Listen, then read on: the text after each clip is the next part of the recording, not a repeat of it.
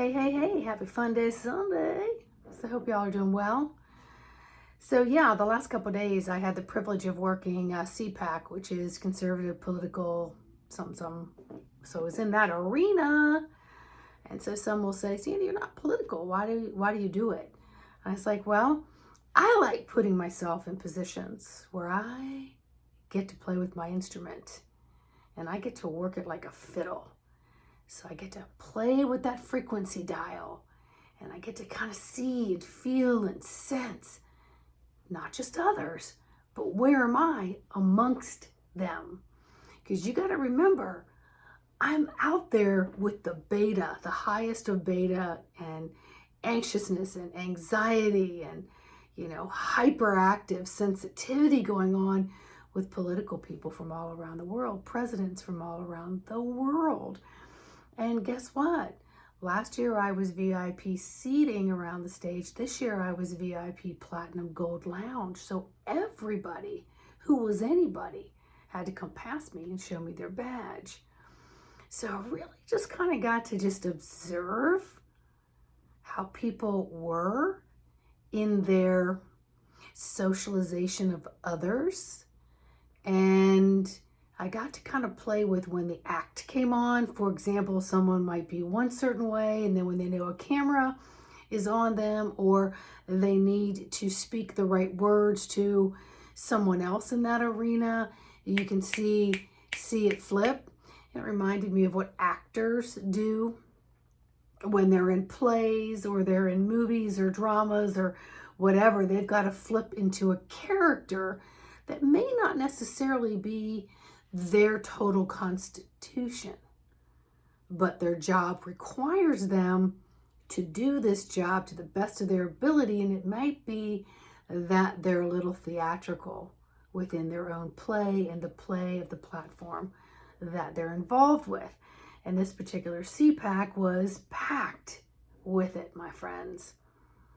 And so afterwards, I got to go up to the VIP around the arena, and I got front row seats, and I got to sit right there when Trump came in. So I really got to just observe him, and I got to be in this energy, and I found myself not getting swept away. So I wasn't a cheerleader at a concert like I saw some people being, or a lot of those emotional roller coasters people get on.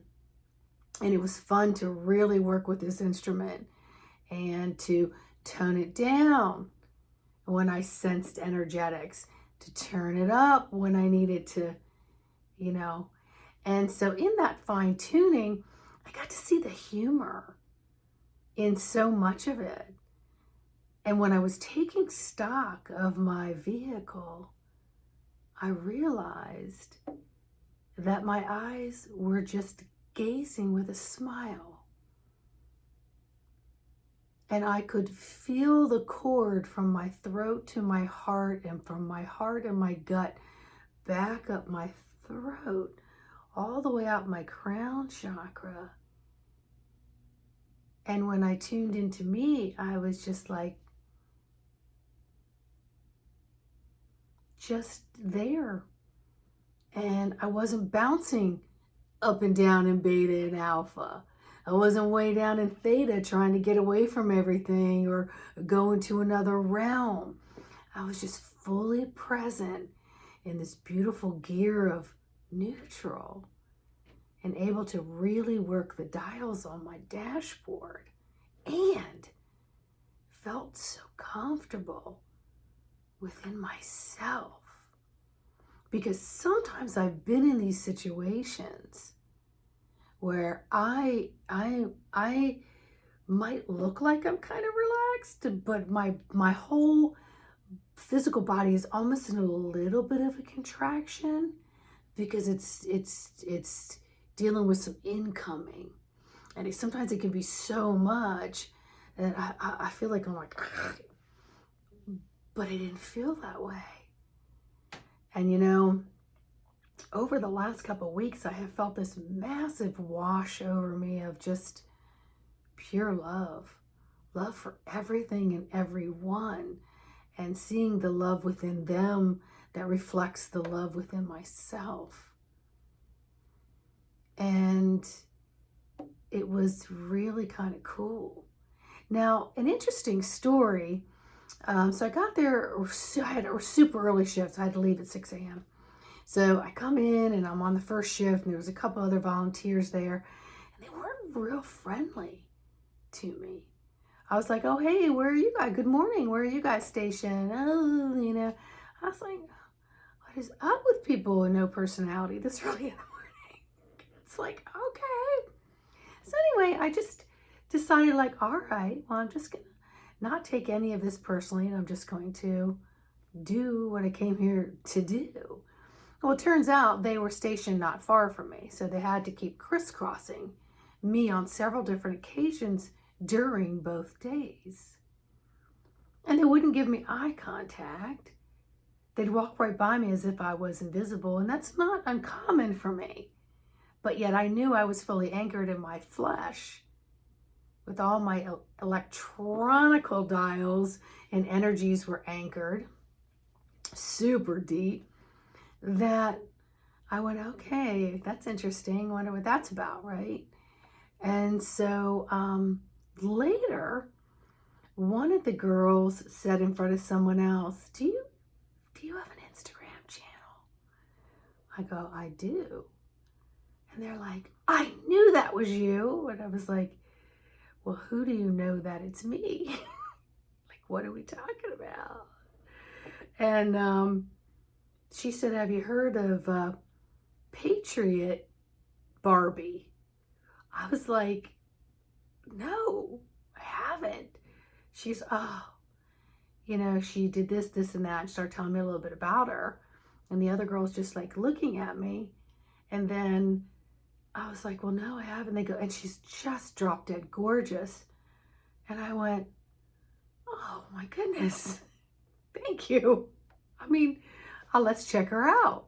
So fast forward, in between one of the breaks of the front row seats that some of us had, she came over to show me. And I looked at a picture of Patriot Barbie, and I was like, she is beautiful. And you thought maybe I was her? And then her and three other people went, yeah. And I was like, you guys, I'm drop dead, floored and honored that you thought I even resembled her. So then later that day, when things were kind of breaking up, I'm walking down the hall with a few other people I know, and they're like, I know you from somewhere. And someone else goes, you look like someone I know. And I go, well, I seem to be getting that a lot, so I must have a lot of twins out here in the universe that look like me, because y'all aren't the first ones to say that. And then someone else walks by and says, you do. And I said, I'm sorry, do I remind you of someone? She says, yeah, you're a star. You're actually a star. And you look like a star, like someone that should be on like media starring. And I'm thinking to myself, it's 7 o'clock at night, and I've been here since 6:30 this morning. And I'm like, what the hell? So I realized what it is. It's my glow. It's my energetic glow from really working all the dials of my etheric, my mental, my spiritual, my emotional, and my physical body. Because there's nothing else that I've done. I haven't changed my diet, my routine of any kind. As a matter of fact, I've stuffed my freaking face with gluten-free cookies for some strange reason. So I was feeling a little puffy piggy. But anyway, when you do energy work, and when I work with clients, I will say, so after you get off the phone, I want you to go take a look what you look like. 9 times out of 10, people say, I look glowy, I look dewy, I look rested, I look refreshed. And I say, you got your glow on, you got a softness. It's like the lighting is just right. And yet you didn't change the lighting from when you looked at yourself before we had a session. So anywho, it's been an interesting couple days. And then when I look back at myself 5 months ago, 6 months ago, 8 months ago, 10 months ago, 1 year ago, I have really been able to work with my frequency dials, and I was calling it, I've been fiddling with my frequency self. It's like I reorchestrated my panel. And so it was obviously showing because, yeah, I was very tuned in. A lot of messages. This morning I woke up hearing, NA and AA always say, I am an addict. And you're declaring that you're an addict. And then you're trying to preach the surrendering prayer because you just can't change that, right? Surrender to what you can't change and change what you can change or whatever. But yet you have to keep coming back to all of this. And so Spirit was showing me that they were just reinforcing what it was they didn't like about themselves. And then they were taking it into ownership. Recently had a friend who was diagnosed with it's called zero breast cancer, and had to do a little lumpectomy, but she wound up getting a reduction in both at the same time because she could. And then she's like, oh, when I had cancer, or, oh, I'm in cancer, or, oh, I have cancer, I'm a cancer survivor. I was like, watch it. Cancer may have crossed your plate, but you are not walking, living, breathing cancer.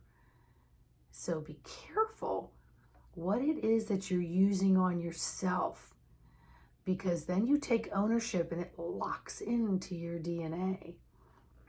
And if you can change your physicality and all the other layers within this home to fine tune it for higher and more positive things in your life, imagine what you can do when you don't. And then things become heavier and heavier and heavier. And then we have a lot of symptoms that go with that. And then a lot of those symptoms can then wind up with a DX diagnosis of a dis-ease. And so you yourself are not the dis-ease, but you've got tons of warning signs all the way up to there that are saying, ooh, I had better get control of my frequency dial. Yes, indeedy, my thoughts, my pie hole, my heart, my emotional body, my physicality, because it's all coming back and it's hitting this physical vehicle. And it may not even stem from the place you think it stems from. So that's why I do what I do as a practitioner of multitudes of toolbox stuff. And so if you're finally looking to make some changes within self and get to know thyself in a way that is it's just miraculous. It truly is. The time is now, because the energies are hitting the planet and they will complement and they will accelerate some of that healing that you wish to see within yourself, and the situations or environment or the internal environment, behavior, whatever it is, can easily change faster than maybe it did a few months ago or a year ago. And I'm going to promise you how much better you will feel. All right? So I'm going to get out of here now, because I did my other job and I just came here and did some other work, and now I'm doing this, and I really want to get out for a grateful walk in the sun. I want to be in the sun, and I want to have a gratitude walk, and I want to let myself just be doused in that love and not take any of the residue that I might not be aware of with me into tonight and into tomorrow. So I'm going to go and give great thanks for that exchange with the trees and the breeze and the shrubs and, the up there, the down there, and all through here. I want to give great thanks for all of that. So listen, if you're ready, email me, info@embodimentofthesoul.com. Get moving, folks. Get moving. Please like, subscribe, and share. See you all on the next video. Bye.